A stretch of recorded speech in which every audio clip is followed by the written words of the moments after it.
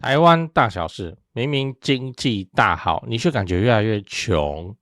先说结论哦，经济数字看起来虽然漂亮，但这些财富并没有平均分散到每个人身上，而是高度集中在特定产业跟少数人手里，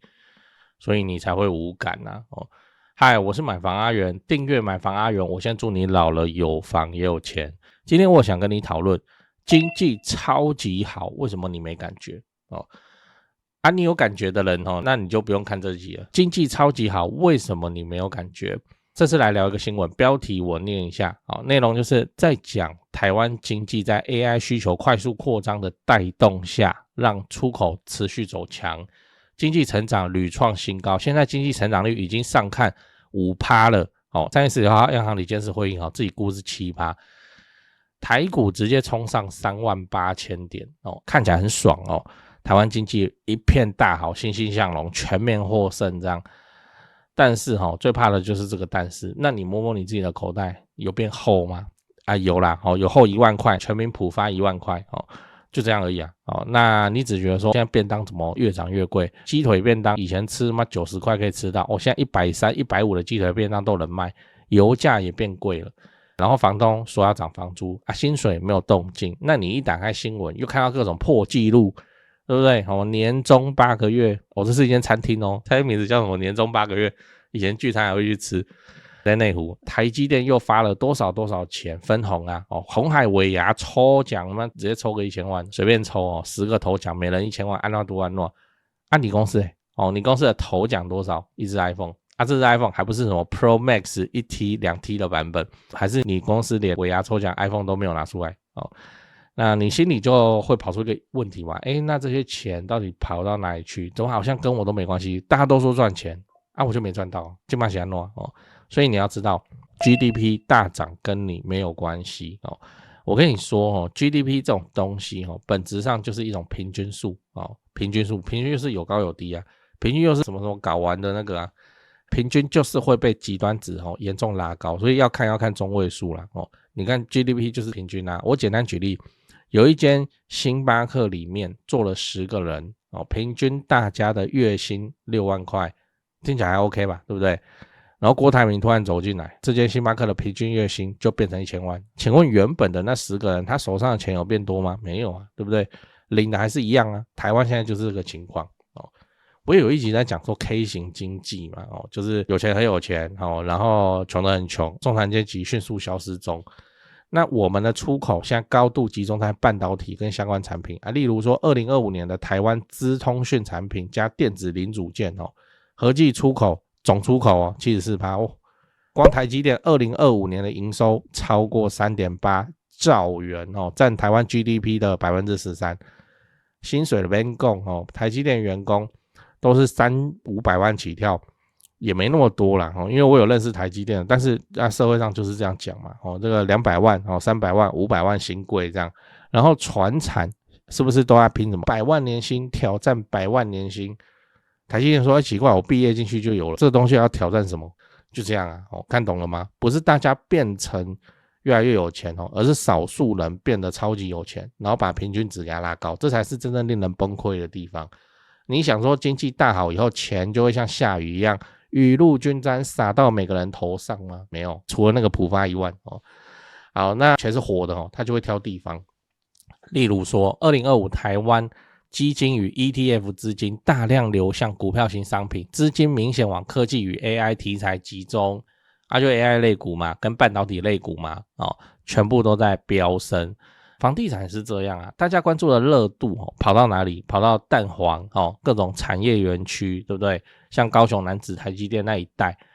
高大特区桥头科学园区，带来的结果是什么？就是钱往科技业跑，人往科技业跑，土地也是往科技业跑。那剩下来的产业怎么办？冈山螺丝以前不是享誉世界吗？要不要去看一下冈山螺丝厂现在过得有多么辛苦？多么辛苦的情况，就已经熬日子了，员工还能加薪那个年终我要抽 iPhone， 对就很难经营传产在各种不利的因素下本来就没什么利润了，不利的因素有包含中国的工业实在是太猛了，太过猛了人家售价可以比我们的成本还要便宜，这怎么玩？那如果你是老板就算你想要帮员工加薪，但你遇到万物齐涨嘛，食材涨、电费涨、房租涨，你只能涨啊，求生存啊，不要谈什么加薪了。为什么？新闻一直跟你说经济大好，但是你身边每个朋友都觉得说日子没有变好啊，甚至有越来越难过的趋势最后你要知道，做对选择决定你未来过什么日子。好，那问题来咯，我知道台湾经济就半导体产业相关的在那边大好，然后嘞真的是这样啊，像那个长荣不是那个造富神话吗？长荣海运股票版不是有一篇很有名的文章他长荣捏到现在他没有赚钱，对啊你看航运业都赚不了钱然后我们出口在创新高，钱都往半导体这边去了，然后嘞我该怎么办我又不可能立刻辞职，我立刻辞职就跳槽到台积电，那你要我怎么办当然没错，但是你可以做2件事情第一件事情，让你的收入往半导体产业上去靠拢，不是叫你去台积电当工程师是你的工作、你的技能、你的副业有没有跟 AI 半导体科技业供应链任何一个沾到边？有沾到边的人这5年的收入都会往上跳。即使你是一个按摩师做SPA按摩了，你也说什么什么工程师特殊优惠，把广告给他打出来专门做工程师也行嘛，然后反正你要嘛你就是让自己成为那个圈子的人，你要嘛你就是服务那个圈子的人，就这样一般服务业，我跟你说一般服务业是最复杂的变数最多的，像工业机械那我就是质量更好品质更好，然后功能更多我价格更便宜，那个竞争很明确，就是往这个方向走服务业嘞，对吧？服务业大家都在服务，SPA按摩按脚的一抓一大把，我要怎么竞争？服务业往往都只能在行销层面上竞争，那你就去服务嘛看你的行销怎么去服务到那些工程师工程师的老婆，就这样因为他们花钱比较大方那没有沾到边的人会怎么办？你的薪水就会被通膨一点一点吃掉。你想要通膨也还好吧，主计处不是公布 2% 跟我好像也没关系，那是因为你现在没什么钱那个1年 2% 感觉还好，我跟你说1000万就有差了，1000万的现金趴在银行里面通膨1年 2% 这样子给它通下去20万，20万有没有差？你年终都没有20万所以通膨都是要去注意的事情啊。第二个事情是让你的资产要往半导体产业靠拢，简单讲就是钱就不要放在银行什么购买力被通膨吃掉，你当然放银行定存会给你嘛，但是那个都是低于通膨的要让钱去半导体有关的地方，讲白话就是股票我不用教你了，你比我还会对不对你买台积电就对了半导体的类股跟 AI 类股，你买房子的话又怎么样？就是要买在 AI 聚落旁边，一样是服务那些工程师们、半导体产业的人们那高雄的话，这可以直接讲这也不是什么秘密，高雄市政府整天都在讲，就是亚洲新湾区跟楠梓还有北高雄。好，那个亚洲新湾区在南高雄反正你就是看从报大楼啦一直到梦时代啦那一区就是亚湾的核心。好，那你说那个楠梓好了，楠梓这么大要买哪里你就自己决定，但是你要注意就算是楠梓也会有多跟少的差别涨幅多跟少的差别那你想要见缝插针插一间房子自产在一间房子里面比较精准的话，那你就参考我的判断就是买我的 YouTube 频道会员反正我就是实地走访各处高雄的重大建设，那就会直接告诉你说会吃到半导体产业的相关红利是哪边他买的人他的目前的表现是怎么样。而且我不是去讲那个最贵的预售案我讲那个最贵的预售案旁边的中古屋，我跟你说都是预售先在那边闯出未来价，然后中古还在一滩死水还不会动，那你去买那个中古的补涨很猛，都用跳的就上去了你只是买来等那个往上跳跃，因为中古的释出很少它不像一个预售案密集几百笔的实价登录尤其是优质的社区，优质的社区你知道会一年释出0户的这种东西吗？你就买那种那很无敌啦补涨跳一下你就上去了。讲完了，我们整理一下，今天我们讲了台湾经济虽然在 AI 和半导体的带动下表面成绩亮眼，但你可能感觉不到这种繁荣的真实原因。那我也为你分析了经济成长数据之所以和你无关，是因为 GDP 的增长本质上只是平均数，会被极少数的高薪族群拉高，而大多数人的收入没有因此提升嘛。结论就是未来你必须要做出关键的选择，透过收入或资产靠拢半导体跟 AI 产业用这种方法去对冲你的通膨最后我想问你，你认为自己应该要怎样才能更靠近台积电？ A. 直接成为台积电股东尊贵的台积电股东。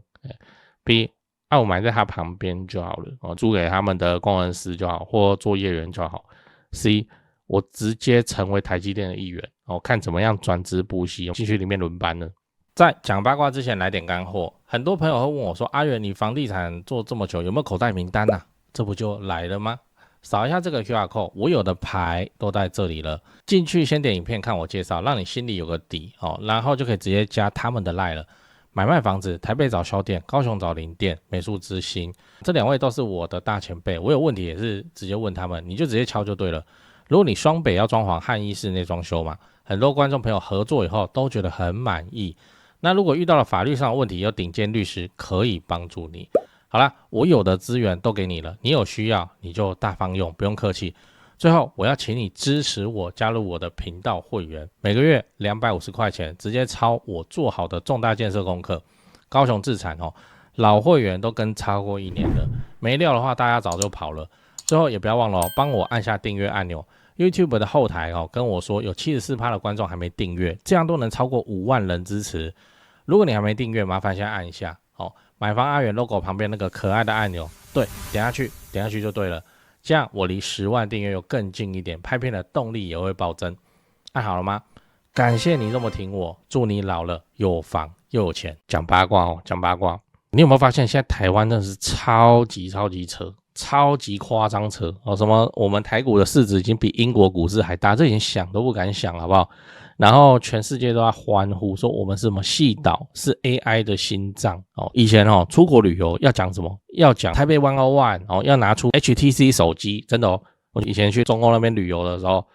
我们讲台湾，我想说他应该不知道，会以为我们是泰国人之类的。他说I know， 然后他就拿出了 HTC 的手机。好，那现在要讲什么？现在讲台积电真的要讲台积电就是台积电的英文 TSMC 是要讲这个东西的我知道TSMC 你们国家就这样好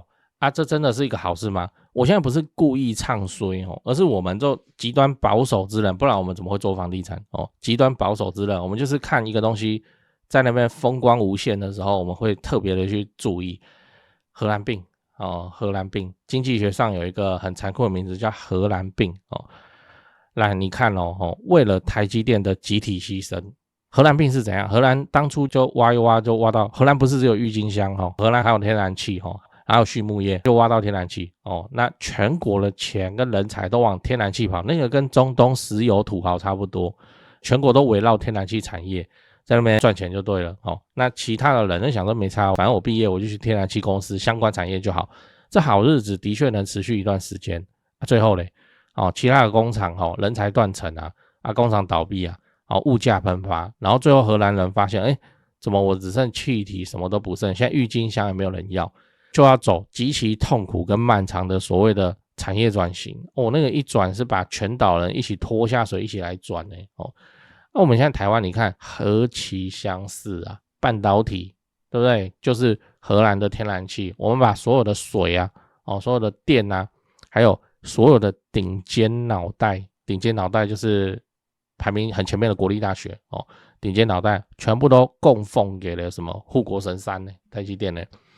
台积电一只股票的涨跌就直接能代表台湾股市的龙窟，那不是很奇怪？什么0050 60%多都是在买台积，那不是很奇怪？0050求的是什么？鸡蛋不要放在同一个篮子里但100个鸡蛋你放60个台积电，那不是很奇怪神山风光无限，可是传产老板你想象一下在一个机械厂里面工作30年的师傅一个在纺织厂打拼一辈子的女工，那大家以前觉得说我只要努力就有希望努力就有希望，就能过更好的日子现在嘞半导体产业挥手就把人都招过去这个传产行业就不会再有新的学徒进来，也不是说完全没有就是说那个数量会大减没有人要进传统产业。你站在一个刚毕业或快毕业的学生的眼中，我当然也是要进半导体产业我去传产还得了那就这样子而且我们社会的风气现在是一面倒台积电好，台积电棒那个你的股票带到2330，你就给我涨到2330哦之类有没的。那人才出现严重断层，我跟你说这个会毁灭一个产业，真是毁灭一个产业。半导体现在吸的是全台湾哦，除了半导体以外所有人的血哦，就是这样啊。这个高贵的贵族，高贵的吸血鬼哦，吸光台湾其他产业的人的血，那个血液哦，我的代称是人才呀，人才没进去，那个产业是会断的哦。荷兰病的无情症状就是它会造就顶尖贵族，可是却制造了满山满谷勤奋的穷人哦，真的是这样。台湾何其相似，何其相似，现在就是荷兰病哦。然后你看台湾产业的断层危机哦，这个产业结构已经出现严重的断层，科技业就在天堂嘛，领着所谓的 global pay 与世界等级接轨的薪水。那传产跟服务业呢？你不要小看传产跟服务业，你以为离你很远，传产是一回事，服务业就是你去逛百货公司，那些帮你端盘子那些，就是这样啊。那传产跟服务业就在地狱里面成本越来越高，然后人才一直进不来，一直补不进来那这种断层就会导致一个社会问题，叫什么？就是阶级流动会逐渐停止。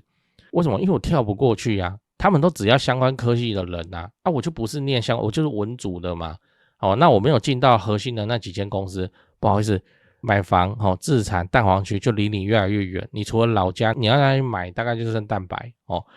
那你的下一代还得了，就变成说出生决定了，你知道，你之前是念相关科系那你就行你之前不是念相关科系，那你就不行。就好像一些公部门的考试，他就是要求说要相关科系你念文组就是不行，我管你的，即使你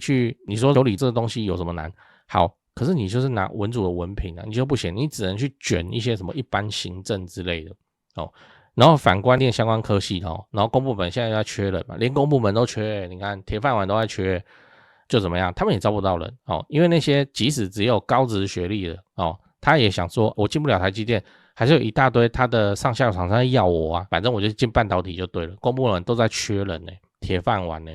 所以真的是一阵一阵的，这个景气不好的时候公务员就变铁饭碗，景气超好的时候没有人要做公务员。那现在那种出生决定论越来越严重，而且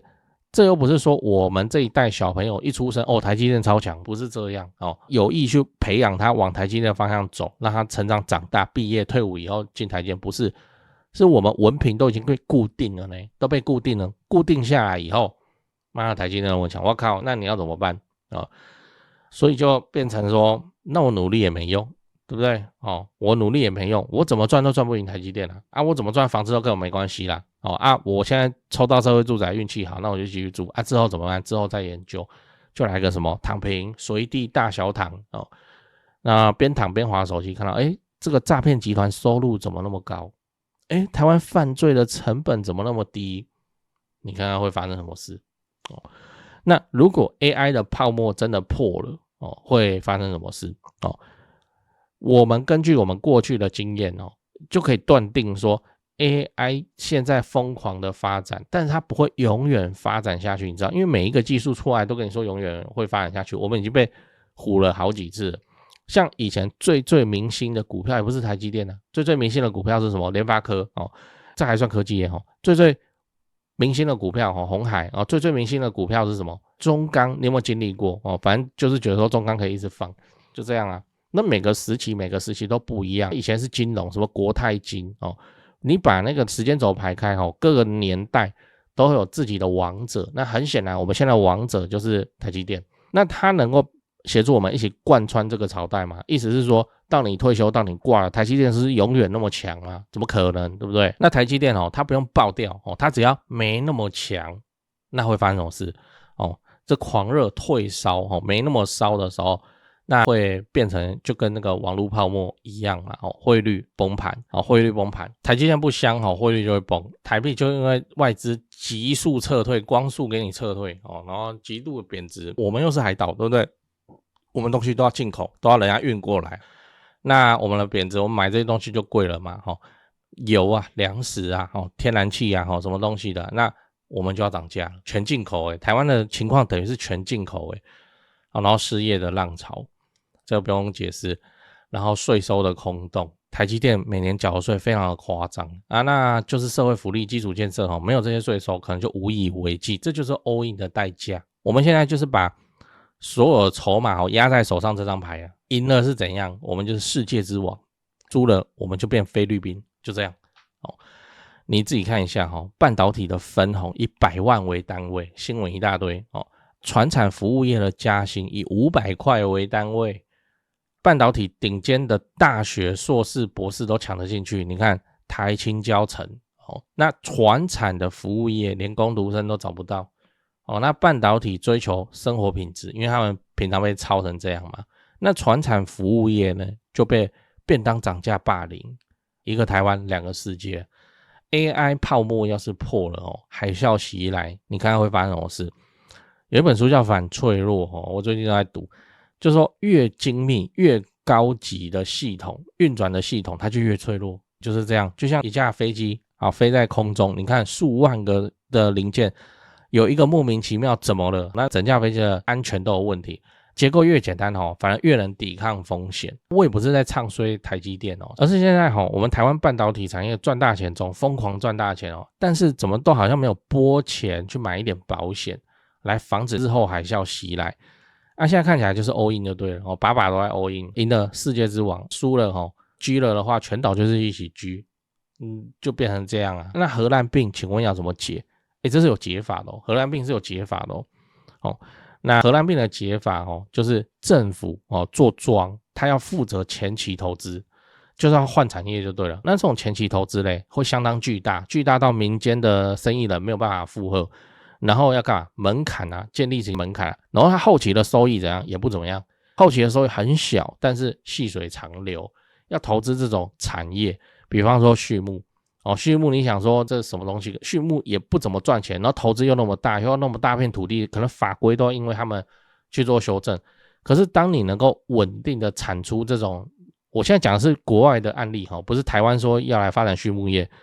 好，那就变成说整个欧洲都在吃你这个国家的猪肉，因为他自己养猪已经完全不划算，你知道就要做这种东西。然后你说那我们就来做畜牧业，不好意思，那个门槛已经筑起来了，那其他人的国家他没有办法进来，因为他怎么做怎么不划算，就要去做这种产业那这个产业前期投资非常之巨大政府不只出钱，可能要出土地出人才等等的，要做这种事情那台湾现在有吗？就没有啊。你看光电产业不是被他骂成这样台湾现在偏偏又发生了什么人才真空进不去所以我们这种保险的产业，我不是说保险产业，我是说这种怕 AI 泡沫爆的，我们的后手我们的保险产业没有发展起来所以你看起来就是台积电越强，台湾就越脆弱台积电越强，台湾越脆弱，稍有个风吹草动，对不对？那你看发生什么事？它的股价直接代表台股的荣枯呢，就好像一支球队只靠一个球员在得分，然后他说他脚扭到不能出赛，哇嘞！那你看半导体还能吃几年的好光景？几年？还是几十年？还是50年？有办法吗？对啊，那我们的传产工业商又被中国全面压制，就人家的那个售价怎么低于我们成本搞什么那观光好，我们又没有什么名山圣水好观光的。我讲到这里你又要喷了说有我们日月潭，我们阿里山不是那个东西人家来一次，他之后是要怎么样一直安排回来玩？像泰国是不是年年都有人去？去年去过，今年还想去，台湾就没有这个条件那目前看起来政府也没端出什么好的办法我就不骂政府了因为你比我还要会骂。那目前大家都是一个走一步算一步的状态那我们就继续祈祷 AI 泡沫能够持续泡沫繁荣50年到我们都退休，到我们都挂了，这样我跟你就会是世界之王的一员，而不是菲律宾的一员。